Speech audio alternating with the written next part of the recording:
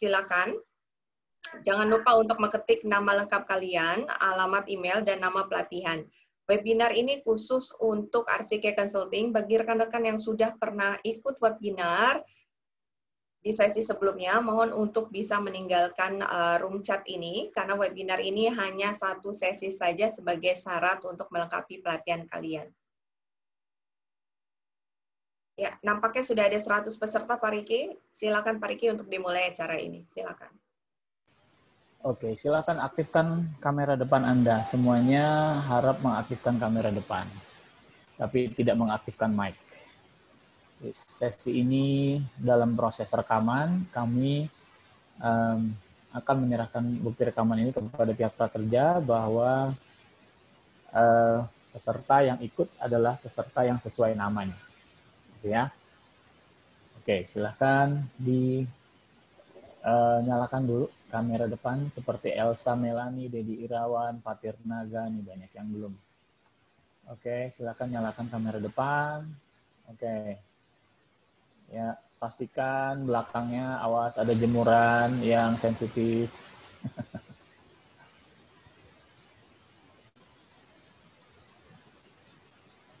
Oke. Kamera depannya untuk Anton Sugiarto. Kami butuh melihat. Oke.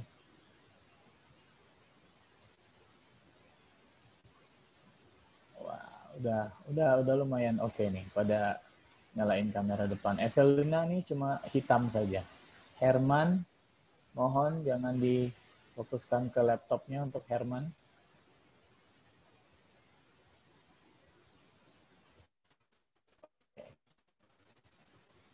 Evelina, mohon dinyalakan kamera depannya. Erlinda Sari, mohon dinyalakan kamera depan. Oke, sesi ini kami rekam agar teman-teman juga punya bukti webinar. Silahkan di screenshot yang ada wajah Anda, ada tulisan RCK, boleh di screenshot. Untuk Mario, mohon matikan mic-nya. Sebelah kiri bawah mic. Oke, silakan. Kita lanjut ya. Wah, udah keren semua nih. Udah nggak nyalain mic, lalu menyalakan kamera depan. Elsa, Fatir Naga, silakan dinyalakan kamera depannya. Oke, lanjut. Selamat sore teman-teman. Selamat datang di webinarnya RCK. Fungsi dari webinar pertama, bukan untuk teman-teman jadi membebani. Bukan untuk ngabisin kuota juga. Ya, video call kan sering juga teman-teman pakai WhatsApp kan. Oke. Nggak ngabisin kuota, tapi kita mau teman-teman paham bahwa pelajaran yang Anda ambil di RCK, ada 5 pelajaran yang Anda ambil. Salah satu dari 5 pelajaran. Syukur-syukur Anda udah ngambil 1, 2, 3, 4, dan 5 misalnya. Pelajarannya itu ada teknik wawancara kerja, berbicara di depan umum, yang ketiga ada presentasi profesional, yang keempat ada bekerja sama dalam tim, yang kelima ada teknik memasarkan diri dalam dunia kerja. Nah, semuanya berhubungan dengan dunia pekerjaan atau dunia profesional. Tapi ilmunya bisa kalian bawa ke kehidupan selain profesional. Saya ambil contoh satu saja. Teknik bekerja di dalam tim. Nah, mungkin di sini ada yang ngambil kelasnya. Teknik bekerja di dalam tim. Teknik bekerja di dalam tim, pertama, kenapa sih orang pada nanya, emang penting teknik bekerja dalam tim itu harus ada tekniknya, penting misalnya gitu ya. Gue dari dulu kerjaan normal-normal aja. Nggak perlulah pakai belajar-belajar kayak gitu. Nah, kenapa sih sebenarnya kita itu harus bisa get along, kita harus bisa fit in, kita harus bisa masuk ke dalam setiap organisasi. Organisasi terkecil adalah keluarga. Bagi yang masih punya orang tua, yang punya pasangan, punya anak, ya kan? Pasti kalian punya peraturan. Dalam rumah, kalian itu ada peraturan. Ya nggak? Ada peraturan pertama. Nggak boleh ini, nggak boleh itu. Ada norma yang nggak boleh dilanggar. Ada nilai-nilai. Nah, keluarga atau organisasi itu pasti mempunyai peraturan, pasti mempunyai nilai, pasti mempunyai norma yang harus diikuti. Ini kita ngomongin keluarga. Nyambungnya apaan nih Pak? Lama banget nih sama bekerja dalam tim misalnya gitu.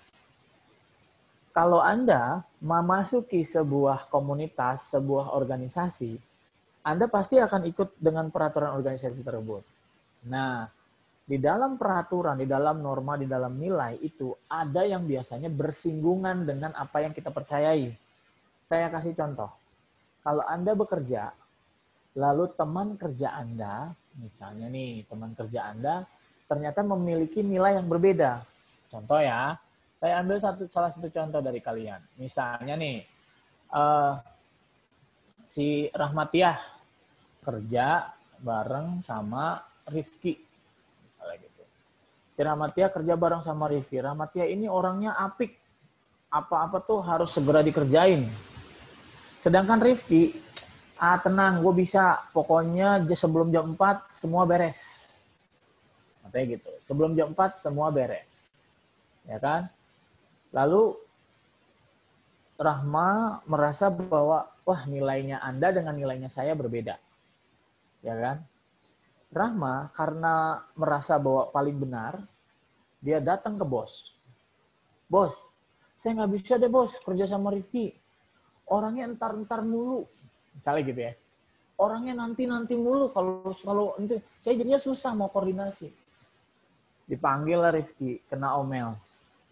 Kira-kira si Rifki kesel nggak sama Rahma? Pasti kesel kan? Ya kan? Rata-rata kayak gitu kan? Pasti kesel. Nah, kalau misalnya ini kejadian, yang salah siapa? Yang salah dua-duanya. Loh, Pak, Rahma kan orangnya lurus-lurus aja. Ngapain dia jadi salah gitu kan? Kenapa dia jadi salah? Pertama, yang jelas salah adalah Rifki. Dia tidak bisa mengikuti ritme profesional. Dia masih bawa gaya anak nongkrong, bawa ke kantor. Antar aja bro gitu. Satu.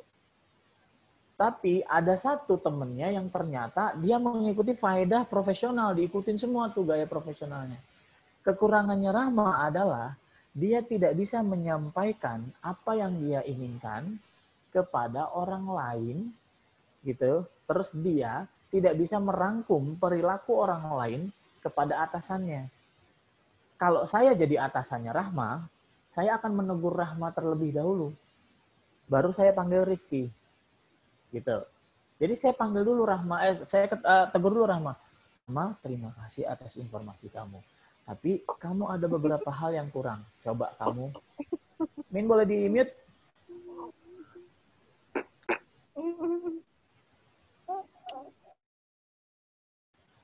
Oke, lanjut ya. Mohon tidak menyalakan mic sendiri.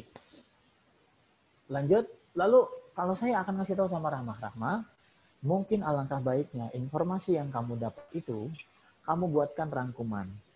Rangkuman bahwa ini, kamu tidak perlu menyebutkan nama di daftar. Oke, buat teman-teman yang baru join Zoom, silahkan untuk memute-kan mic-nya ya. Oke. Lanjut ya. Jadi saat saya kasih tahu sama Rahma, anggaplah saya bosnya gitu. Saya kasih tahu sama Rahma, Rahma, kamu sikap nilai yang kamu pegang sudah benar. Tapi cara kamu menyampaikannya, kamu bisa menimbulkan permasalahan bagi banyak orang. Salah satunya adalah saya sebagai bos. Kalau kamu mau cerita bahwa ada kekurangan di teman kamu dengan cerita seperti ini, saya akan berpikir bahwa kamu itu tidak bisa bekerja sama di dalam tim. Kamu akan ngejelek-jelekin anggota kamu. Padahal seharusnya kamu perbaiki dulu. Ya kan? Pakailah sistemnya dibandingkan kamu ngaduin si Rifki. Baru dia dipanggil Rifki, kamu harus mengikuti standarisasi profesional. Sikap kamu, nilai yang kamu anut itu tidak sama. Kalau misalnya semua orang mau berkomunikasi dengan benar, kemungkinan besar saat kita berorganisasi, bekerja sama dalam tim, jarang sekali berantem. Jarang berantem, lebih efisien bekerjanya. Ya. Contoh misalnya, si Ayu kayaknya lagi di kantor nih si Ayu nih. Misalnya, Ayu dipanggil sama bosnya. Terus Ayu dipanggil, lalu Ayu ini disuruh ceritain. Ayu, si Mario ini gimana Ayu? Performance-nya Mario nih, penjualannya gimana Mario nih? Kata si bos. Ya, terus akhirnya si Ayu bilang, begini Pak, sebenarnya apa yang Mario lakukan mungkin sudah maksimal dalam kapasitas dia. Tapi memang ada kebagian yang kurang dari saya yang memang kita harus support. Jadi menurut kami, kesalahan kami minggu lalu adalah saya tidak mensupport 30%. 70%-nya mungkin bisa dilakukan oleh Mario, tapi maksimal kinerjanya dia cuma 70%. 30%-nya tidak bisa. Mungkin di sini kesalahan saya yang saya harus perbaiki untuk bisa membantu. Padahal sebenarnya Ayu itu mau nyalahin Mario. Mario itu kerjanya nggak full 100%. Tapi dengan kalimat yang Ayu bikin, dia tidak serta-merta ngejelekin Mario, tapi dia kasih tahu sama bosnya, bos, sebenarnya Mario itu salah. Rangkumannya gini, Mario itu salah, tapi ada andil saya juga, seharusnya saya bisa bantu. Dengan kayak gitu bos kamu harusnya kalau bosnya pinter ya, dia menganalisa bahwa Ayu itu cepat tanggap akan ada masalah, begitu ada pengalaman masalah, dia tahu sumbernya dan dia akan memperbaiki. Satu, itu bagus. Tapi Ayu bisa nggak jadi manajer? Belum. Kenapa nggak bisa jadi manajer? Karena Ayu belajar dari masalah dulu, bukannya manajemen resiko. Kalau manajer itu paham manajemen resiko, sebelum ini dikerjakan sama Mario, dia tahu bahwa Mario tipikalnya cuma bisa 70%, tidak sampai 100%. Gitu. Jadi kalau manajer itu pasti akan mengajukan, mohon maaf Pak, untuk Mario berarti kita harus backup Pak. Karena menurut kami, Mario ini memang kapasitasnya hanya 70%, dia harus di backup. Tapi dia ulet di bidang tertentu, tapi dia hanya mentok di 70%. Sisanya kita harus backup Pak. Jadi sebelum program ini jalan, saya meminta Bapak untuk mengkaji ulang, menambah personil di bidang ini, kalau memang Bapak tetap bersikeras untuk memasukkan Mario ke dalam program. Itu manajer. Gitu ya. Jadi, apa sih intisari dari yang bisa kita ambil dari program-program RCK? Program RCK itu ujung-ujungnya meningkatkan kapasitas diri yang sebenarnya sudah ada. Gitu. Dari zaman dulu itu sebenarnya udah ada, cuman jarang dipakai. Apa yang harus kita lakukan? Gitu kan? Yang harus kita lakukan adalah men-trigger memorinya itu memorinya itu kita cari, kita gali lagi memori yang dulu. Gitu. Contoh misalnya, si Ongki ini jago nih, Ongki ini sebenarnya, Pak, saya tuh jago Pak ngebor sumur. Zaman dulu saya jago ngebor sumur, sampai sekarang mungkin nggak pernah kepake, tapi ya 2 tahun terakhir saya jago ngebor sumur. Gimana ya Pak supaya orang kenal sama saya, tahu jasanya saya. Orang kalau mau cari bor sumur berarti dia lagi punya permasalahan. Either airnya habis, ya kan? Atau dia baru pindah ke rumah baru dia nyari Ongki. Nah, orang-orang yang kayak gini adalah orang-orang yang dicari kan, bukan yang orang-orang yang dikenal lalu malah karena keterkenalannya itu malah orang jadinya tertarik gitu. Jadi saya kemungkinan menggunakan jasa Ongki sebagai pengebor sumur kalau saya butuh aja. Nah, semua orang pasti butuh sama Anda. Kayak misalnya Mita nih jago masak. Mita ini dihubungin kalau ada orang mau kawinan doang karena disuruh masak. Ya kan? Sisanya enggak. Nah, kalian sekarang kita semua misalnya itu berada pada posisi dihubungin orang kalau mereka butuh jasa kita doang. Ya kan? Peningkatan kompetensi itu bukan menghilangkan, mengikis itu lama-kelamaan sampai orang lain yang tidak butuh pun jadi butuh. Saya kasih contoh. Sesudah webinar ini Anda pasti ketagihan ikut webinar. Ya kan? Kenapa? Coba nanti kalian lihat.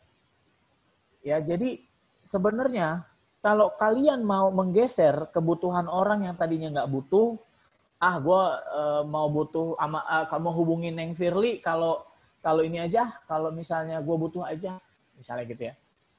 Terus gue mau ngubungin si Evelyn juga ntar aja lah, gitu. Kalau gue butuh doang, gitu. Sekarang kita rubah, si Evelyn tuh sebenarnya jago loh bidang ini, gue harus cari, misalnya gitu.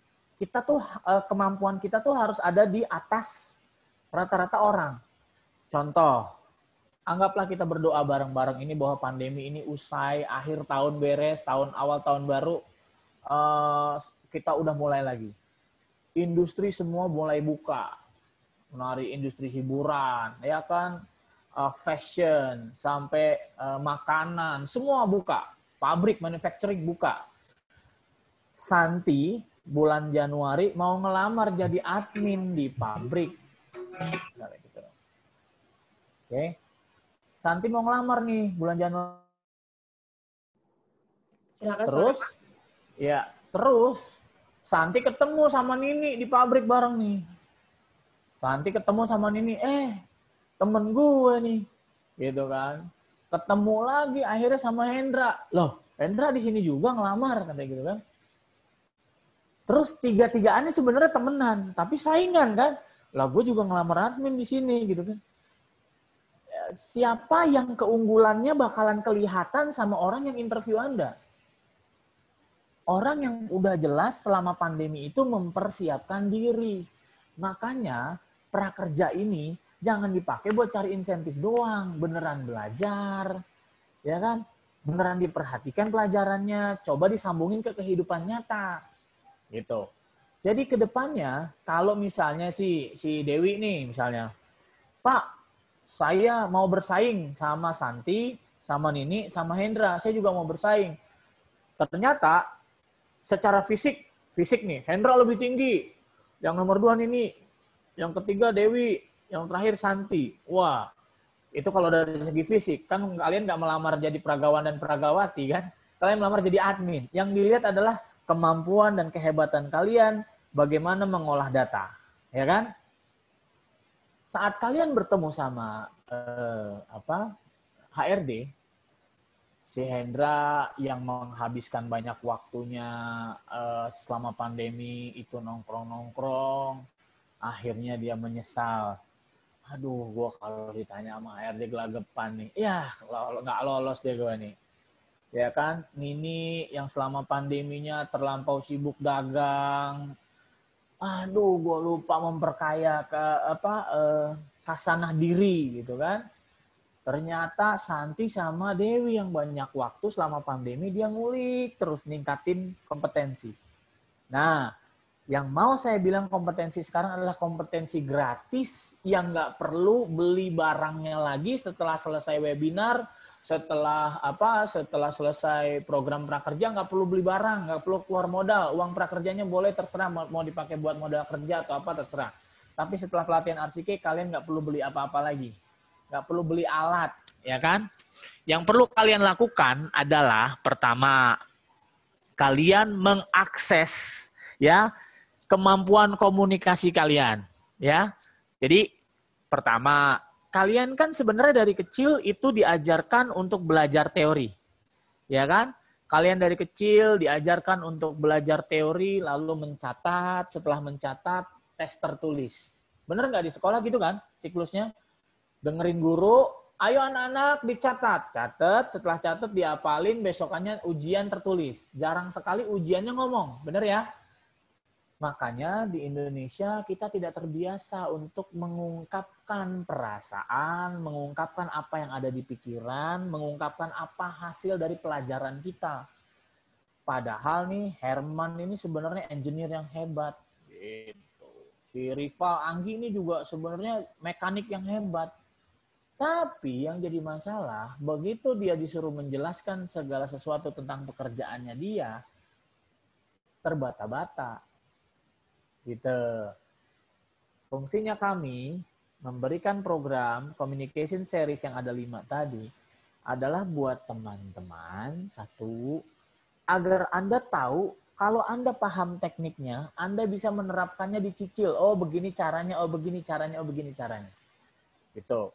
Yang kedua, kalau kalian tahu caranya, kalian bisa terapkan kepada orang lain. Kita itu makhluk sosial, yang perlu kita lakukan adalah berinteraksi sosial. Makanya selama PSBB, selama pandemi, saya sendiri, saya cenderung merasa agak lemah nih, kemampuan berpikir saya agak kurang. Karena biasanya saya nongkrong sama teman saya tukar pikiran. Saya ngobrol, berdiskusi politik lah, apapun itu. Ekonomi, saya ngobrol. Jadi dengan kayak gitu saya dapat ilmu dari teman juga dapat ilmu dari saya. Gitu. Jadi harap diperhatikan bahwa apa yang kita lakukan di RCK, kalian hanya perlu men-trigger kemampuan komunikasi kalian. Kehebatan kalian, skill yang kalian miliki sekarang, kalian tambahkan ilmunya menggunakan ilmu komunikasi. Jadi misalnya, Billy ini adalah seorang mantan manajer. Kenapa jadi mantan manajer? Selama masa pandemi ternyata Billy kena PHK. Misalnya. Terus apa yang harus Billy lakukan? Kemampuan dia memperkenalkan diri, memberitahukan pola pikirnya dia kepada orang lain harus diasah. Begitu nanti ketemu sama orang lain, mungkin calon klien atau calon bos, apa yang harus dilakukan sama Billy? Billy udah bisa dalam tanda kutip dagang, ngomong, oh begitu ya Pak. Baik Pak, mungkin bidang ini sepertinya menarik buat saya dan saya pun sudah mempelajari. Coba ngomong kayak gitu. Orang tuh, kalau kita diem aja, kita tuh dianggapnya nggak pinter.